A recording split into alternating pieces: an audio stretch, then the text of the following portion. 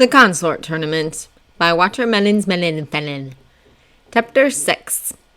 Harry was seated at the Slytherin table, not something that he found himself doing a lot. Still, he was a man on a mission, and the one who could help him, who actually promised to aid him in their third year after Harry rescued him from an embarrassing situation involving butter, spiders, and a glue stick, was Draco Malfoy. "So what exactly do you need my help for, Potter?" asked the blonde as he primly cut up his chicken. The other took his etiquette lessons very seriously. "What do you know about Reginald the Bois?" Suddenly, their section of the table went quiet as several Slytherins looked over in interest. Harry could feel his unease growing.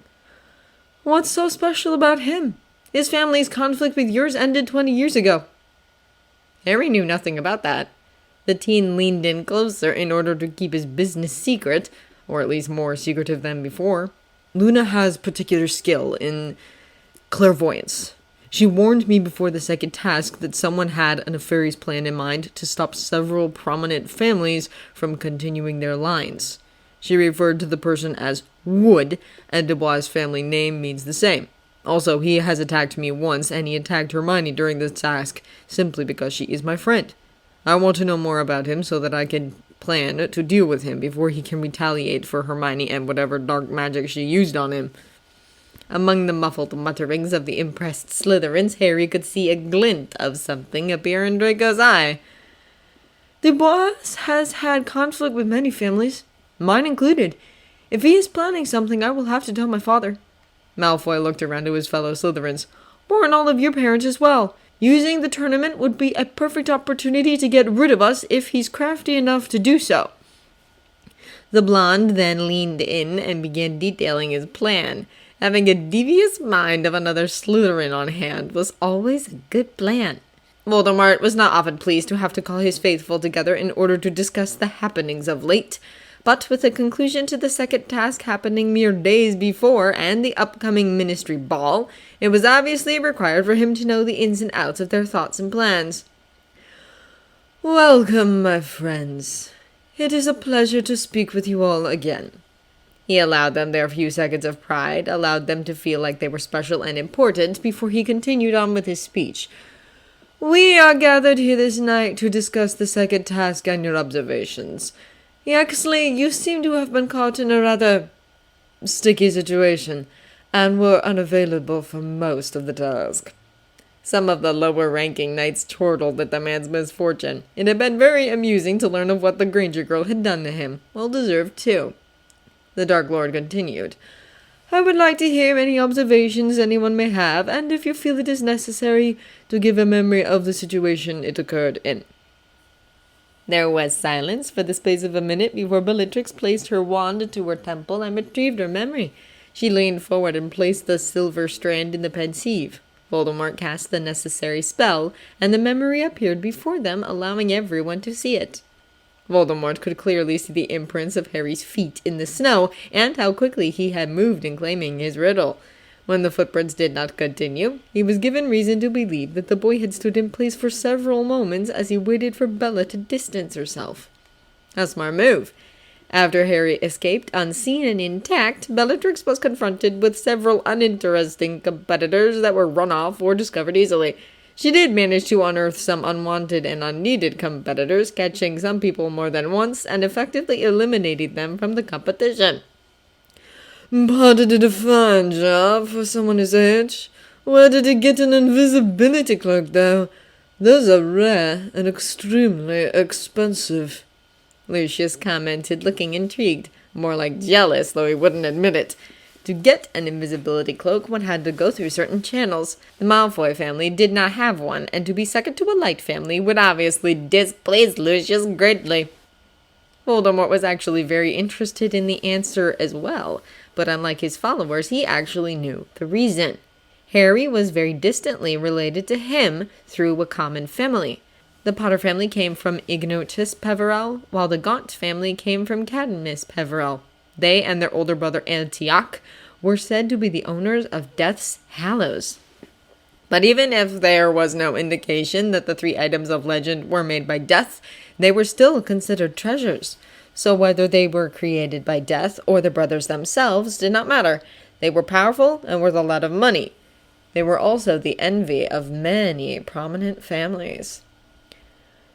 We have already established that Harry James Potter is somebody to pay attention to in regards to the tournament, but I'm looking for any information that had not been made known in the first task. Fred and George Weasley, said Severus, taking over everyone's attention. They truly have been some of the most annoying mischief makers I have ever had the misfortune of encountering, but they were quite brilliant in their own right. They have been working tirelessly in opening the joke shop that they have dreamed of owning for years. The two created their own products and decided to use several of them in the task. Voldemort immediately took notice of how Mulciber winced and rubbed his arm. The Dark Lord had heard about what the twins were capable of, but he had not seen any of their mischief with his own eyes.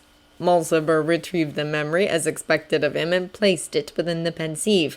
Immediately, they all got to witness the devious actions of the two Weasleys as they got the best of two grown men twice their age. The Dark Lord could easily understand why his follower had not wished to reveal his encounter with the two redheads. It was one of the most embarrassing things that could happen to a staunchly dark wizard. The wizard had underestimated the two because he assumed that blood traitors are not capable of defeating rightful and faithful purebloods. It was by his own foolishness that he was so easily removed from the game. Severus had not finished. While they are not the type that one would consider for the position of their consort, there are still two people to watch out for. The family status aside, the two are also very good friends of Potter and Granger. And should they lose, it does not mean that they still cannot cause chaos in the tournament. All they would have to do is supply their comrades with their creations.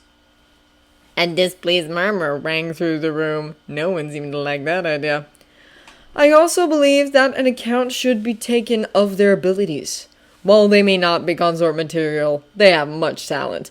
Taking an interest in their future dealings would behoove many of the people here, especially since they have an agreement with Potter that if they manage to create 50 original products, he will provide them the funds necessary to begin their shop. They have already begun searching Diagon Alley for a storefront. I have the fullest confidence that they will put Zongos out of business. That was basically high praise coming from Severus. The fact that the potions master was willing to acknowledge the skill of two Gryffindors had to mean that they were very good. Lucius Malfoy had already decided not to take any of Severus's words into account, but that was because the twins were Weasleys. But Voldemort could easily see how Bellatrix was considering Severus's words. Having good ties with a successful business always brought in money, and the twins were pure-blooded, which was obviously better in her mind. What about Draco? Asked Lucius, obviously wanting to know about his son's time during the task. There was a collective groan from the gathered knights, with Bellatrix even giving him a bland look. Lucy, began the woman, ignoring the man's sneer at a nickname for him. I trained my darling nephew all summer long, and he demonstrated none of the things that I taught him. I am appalled at how he managed to get caught by Avery, of all people. Bellatrix's words were met with stone-faced silence. Lucius did not appreciate her observations. But it was plain fact that Draco Malfoy did not do anything of great notice in the first two tasks. He was still in the competition, but his chances were not looking good. Indeed, agreed Severus. Draco is going on to the next task, certainly, but he did so without style. And he was seen by Avery, the man said, repeating Bellatrix's words. Avery glowered at the insult that caused many to snigger at him. The fact of the matter was that Avery was subpar in nearly everything. Lucius sneered. Even the worst can experience some good fortune once in a while. Besides, he was withholding his skills for future tasks. Voldemort was very much tempted to snort, but he was a Dark Lord, and while he was not as controlling as Grindelwald had been, he was still trying to uphold an image. Giggling Dark Lords did not gain the respect of their followers. Anything I need to be made aware of in regards to the next task? Voldemort asked, steering the conversation back to the original topic. My lord, Bellatrix began, do you think the Room of Requirement can hold 178 people? Or that it's capable of being sectioned off into 178 rooms? Dear Bella, the Room of Requirement is capable of nearly anything except creating food and water. We have a month until the task to test everything out, however, and if there are any problems, we have all the time needed in order to see to them." The others all nodded. "How goes the planning for the Yule Ball?" The Dark Lord was not one who enjoyed frivolity. He didn't like people and did not like having to be around them. But the ball was a necessary evil in order to bring the residents of magical Britain together. Let them have their fun and see that the world wasn't falling down around them. People were pleased by very simple things. "Anything else?" "No, my lord," the knights chorused. "Hermione, you okay?" Hermione Granger jerked, losing her grip on her book and watching as it crashed to the floor. "Okay, there is something wrong with you, and damn it, I will have my answers." Harry leaned down to pick the book up and set it carefully on the table. "Hermione, what happened during the second task? You've been jumping out of your skin for the past 2 weeks, and it's beginning to affect your daily life." "Nothing!" He stared. Harry had the kind of stare that could probably drill holes into the side of your head. The longer he stared, the more foolish she felt, and she had no reason to even feel foolish. It was just the kind of effect he had on people. "You mean to tell me that you've been jittery in a space case for no reason?" "I'm not mining." The witch pouted. "I may have used the Imperious Cast during the task." There was silence for about a minute before Harry calmly asked, "And did you go see Madame Pomfrey afterward so she could determine if you were suffering PDAA? Or have you stewed in this unhealthy magic for weeks?" "It's not unhealthy, Harry. Dark magic is just like light magic." "Miney, your core is predominantly light. Using too much dark magic at once can negatively affect you. Your eyes aren't dilating, your breathing has been abnormal, and you haven't been able to pay attention to anything for longer than a few minutes. You have post-dark arts addiction, and you need to see Madame Pomfrey now. If you don't go willingly, I will force you to go." "How come you can use the dark arts and not need to go see her?" the witch demanded, finding it to be unfair. "Who says that I don't? Besides, I have a gray core, so I can use either without too much affecting me. However, I don't use dark magic that requires a lot of energy and power to sustain. You overwhelmed yourself with using a spell that you have never even practiced before." Hermione sighed because she didn't think that anything bad had happened, but Harry did know more than she did about the dark arts and healing. And there was a reason why there was not an open class specifically for dark arts in the school, because it was apparently dangerous for people who were too young to attempt to use magic that was beyond their level. But Hermione was 18, for Merlin's sake. She could totally handle it. "Fine," she relented. "We will go see her now." Whatever happened, though, wasn't going to stop her from expanding her dark arts knowledge base. Lily waved as her son stepped off the train. He was finally home for the holidays, and she intended to get whatever she could out of him while she had the chance. But she was going to tap into her sneaky side because she didn't want to be an overbearing mother who her son didn't want to be around. Fred and George Weasley did not go home much any longer because Molly had been a little too controlling during their teen years. Her lack of support in their desires for their future had pushed them away to a certain distance. They did visit every now and then, but it wasn't frequent. While Lily admired Molly greatly, she did often use the woman as an example of what to do and what not to do in regards to rearing Harry. There were certain things she learned not to do and certain things that got positive responses. Lily wanted the happy medium where she could be a friend of her child when needed and be the parent when the situation called for it. Her heart sang when Harry waved back a wide smile on his face. She might not be the coolest mother or the best mother, but her son still smiled when he saw her, and that had to mean she was doing the best she could. "Hi, Mom." Merlin, it was like he kept growing every time she turned around. Her forehead reached his chin now. "Dad's at work?" "Yes, but he'll be home later this evening. I figured you could help me set up the tree and lights before he gets home. You know how your father gets with the lights." Harry snorted, no doubt remembering the many Christmases or Yules they had spent watching James kick boxes around as he threw a tanty.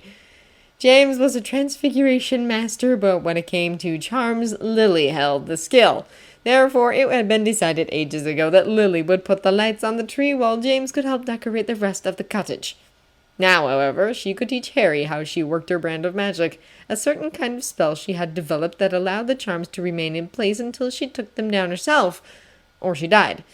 The second part was kind of morbid in a sense, but it was a kind of magic that she had been proud to create. And now that Harry was of age, she could pass on her secrets to him and watch as he hopefully passed them on to his own children one day. We need to stop for some things in Diagon Alley first. Your trunk is in your pocket, correct? Yeah. Lily grinned. The last one there buys the ice cream. She disapparated on the spot. Harry was just a bit faster, managing to appear in Diagon's apparition point a few seconds before his mother. He'd been working on his apparition over the summer, and had finally gotten it down, barely having to think in order to succeed in his travels. His mother huffed, but playfully bumped him with her shoulder. Pure luck. Sure. What are we getting? Horace and Severus's Christmas gifts. I also need a few more mice for Shelob. She's been eating a lot more than expected. She's energetic, Mom. She spends all of her days running around the yard and chasing birds that are capable of flying away in order to escape her. Of course she'd be hungry. Lily shrugged. Either way, our Kneazle is a picky eater and needs her feeding. When are you getting Snape? Severus loves musicals. Harry withheld a snort because this was new information and he was going to hang it over the stuffy man's head for the rest of his life. He has an old record player, but because things are being made on cassette tapes and compact discs these days, finding good musicals on vinyl is difficult. So, after we get Horace's gift, we'll be going into London to get Severus's. There's this lovely little shop a few blocks away, nestled in between two buildings, that sells vinyl. Vinyl was such an old gadget. Gramophones were really boring and time-consuming because you had to continuously monitor them. One thing that annoyed him was how Magical Britain had yet to come out of the early 1900s. They still used those old radios that barely worked in the 1920s. Never mind that adjustments were made to make them work better now. They couldn't even bother to get newer radios, and at least tweak those ones. What kind of musicals does Snape like? Asked Harry, hoping to get more information. Lily simply smirked. You'll just tease poor Seb later on, so I'm not saying anything. Well, it wasn't like he couldn't see her purchases, so he could be patient. Now, ice cream first or mice? Ice cream. While Harry didn't really mind the small animals, he did not want a bucket full of wiggling creatures while he was trying to enjoy his double mint swirl. Just because they weren't in danger didn't mean he wanted them in there. Besides, they'd begin squeaking and pleading and worrying about their fate, and Harry wouldn't be able to enjoy his ice cream with a guilty conscience. Ice cream first! And who said he couldn't have ice cream in the winter? There was a parcel on his bed, and it was wrapped in green and silver trimmings adorned with a silver bow. It was easy to tell that a Slytherin-oriented person had chosen the gift and how it was presented, which meant only a few people could have sent the gift to him. Snape would not be sending him Christmas presents. That wasn't the man's style. Malfoy was not his friend, so it wasn't possible for it to be from him. It could have been from Slughorn, as Harry was one of the man's favorite students at present, or it could be from Voldemort. But why would Voldemort send him a gift?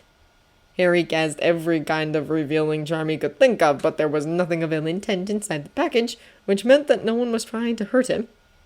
With a sigh, he vanished the wrappings and pulled the sides apart, revealing a book. A very old book on healing. And the name of the author, Salazar Slytherin himself. Harry very carefully handled the book, even though he knew that Voldemort would have spelled it for protection. But he could not help himself. He was holding a very old piece of history in his hands. A very expensive and rare piece of history. Voldemort had given him this because who else would have gotten their hands on an old book created by Salazar Slytherin himself? The book was extremely large, with each page at least 2 feet in length and faded to show age. The writing was incredibly old, and in what he was sure was ancient Basque, which didn't surprise him, as Slytherin was not born in what became the United Kingdom. He was an explorer who settled when he met Rowena Ravenclaw and her friend Helga Hufflepuff, who could also perform magic like he. It would take dedication to translate, but he was willing to do it. But a more important thing to consider was the fact that the Dark Lord had personally sent him a Christmas gift! Why? What did he hope to achieve? The man was a Slytherin, so everything he did had an important meaning of some sort. But what could it be? Setting the book on his bed, Harry fished around for the note that was at the bottom of the box. I have already memorized this book, and I know that you would put it to better use than I would at present. I feel no shame in giving this to you. Besides, I am quite certain that it will return to my library by the end of this tournament. May good fortune favor you." That cheeky brat! He was just too convinced that Harry was going to win and marry him that he wasn't fearful of losing an important family dome. Harry was going to win. He had finally decided to follow Knox's advice. He would win and then leave Voldemort hanging. Operation Make Voldemort Suffer was afoot. Severus hated dances. He hated everything that they entailed, and he hated that he had to actively work to plan one. Working alongside Bellatrix was one of the most unfortunate jobs a knight could have. Luckily, he managed to stop everything from being all glass or all ice. Instead, they settled for silver metals and royal blue fabrics smattered with silver trimmings. The crockery was very fine and had been handcrafted in the Philippines just for this occasion. The colors accented the decor nicely. It could have been worse. It honestly could have been much worse, and he was grateful that it wasn't as bad as it could have been. "You don't seem to be enjoying yourself," Mrs. Malfoy commented before sipping her wine slowly. "I detest these events. Your sister made this more difficult than it needed to be." "Bella always fancied Yule the most out of all the holidays. I think she was attempting to recreate something our mother did one Yule during my infancy. Mother used all glass that year, or so the photographs show us." Severus gazed at the crowd that had quickly begun to build and build. He could see Lily's bright head of hair next to Potter's and Black's. Lupin was nowhere to be seen. The Weasleys had arrived not too long after the beginning of the ball. Severus could see the twin menaces bobbing through the groups of people standing in random places all around the room. They were headed for the refreshments, where none other than Harry Potter, Hermione Granger, and Luna Lovegood were standing. It seemed that Longbottom had not made it, not that his grandmother or parents made it a habit to attend these get-togethers. If the boy came on his own, it would be a miracle. The small group stood off in a dark corner, observing the rest of the newcomers as they chatted lightly. They made no move to join the much larger group of young adults, probably because most of the group consisted of Slytherins and a few Ravenclaws. The group of friends were protective over Lovegood, who was still harassed, despite how much the faculty and her friends tried to keep her from being targeted.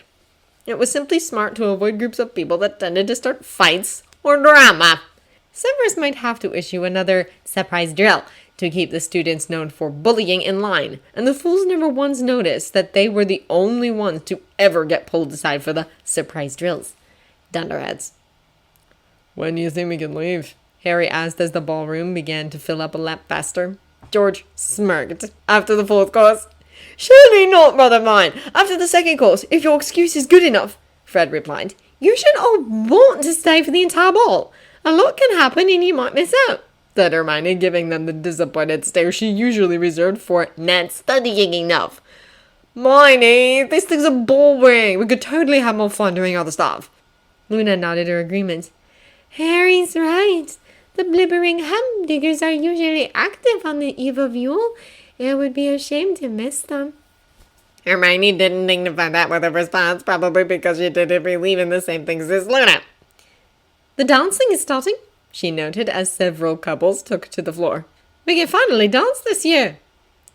"Instead of sitting in a corner with a bunch of other children who weren't allowed to dance," the twins added with simultaneous nods. Seriously, the rules were ridiculous at times. The children were forced to mingle in a separate area of the ballroom and could not dance or play games. They had to sit around a large table and gossip. It was terribly boring.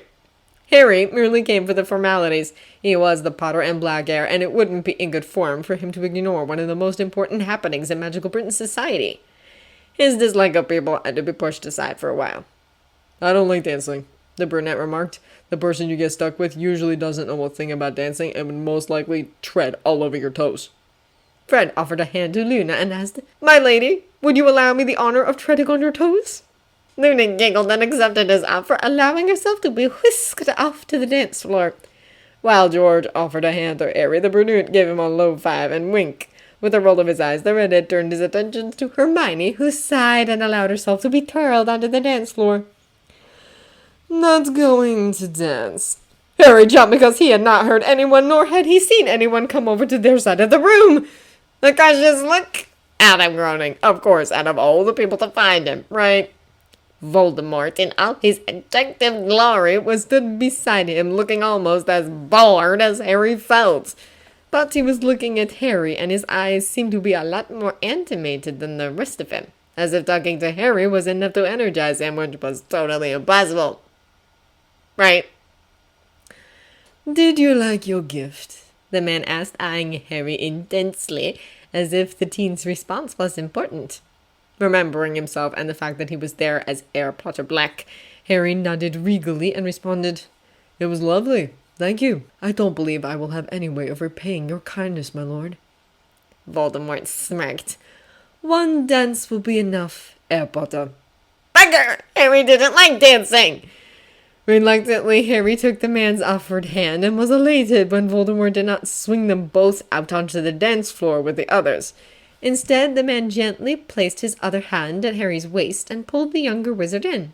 With the other hand carefully holding Harry's left, the teen was forced into close quarters with the Dark Lord, and it was either staring at his feet, staring at Voldemort's pecs, the man's chin, his eyes, his hair, or anything else on his body.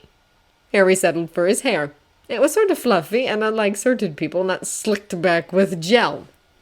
It was a natural wave that came from years of combing one's hair into the same style.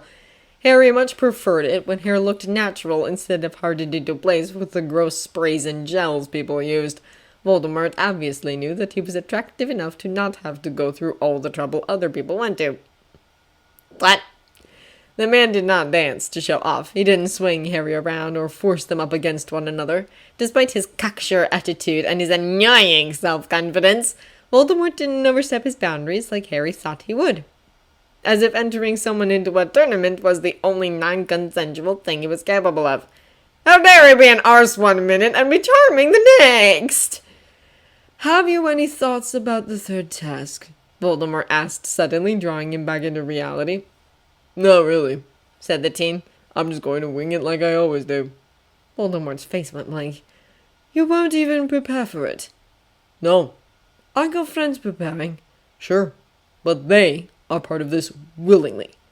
He couldn't help but add that little dig in there. Why not? The man needed to know that he couldn't just do what he wanted without there being consequences. Harry would remind him every day for the rest of his life, if he had to. Voldemort did not seem affected in the least by Harry's brash attitude. "You may think you have remained uninteresting, Mr. Potter, but you do not know how wrong you are." Voldemort pulled away then, placing a soft kiss on Harry's inner wrist before retreating into the cramped space of the ballroom. Harry was left to stare at his now tingling wrist, wondering just what the Dark Lord had been on about and also if he should be worried. Hermione couldn't help but notice the man dancing with Harry, who didn't even like dancing. On every spin she would crane her neck in order to see the two more clearly. He looked familiar. Very familiar. It was only when the man walked away that she finally understood. Harry had just danced with the Dark Lord and no one but she knew! Well, why did the man seek out Harry of all people? Her eyes narrowed as she considered the possibilities of what that could mean. And though she was confident, Hermione never noticed the other pair of eyes that had been watching the two men dance. Eyes belonging to a very jealous man with very nefarious plans.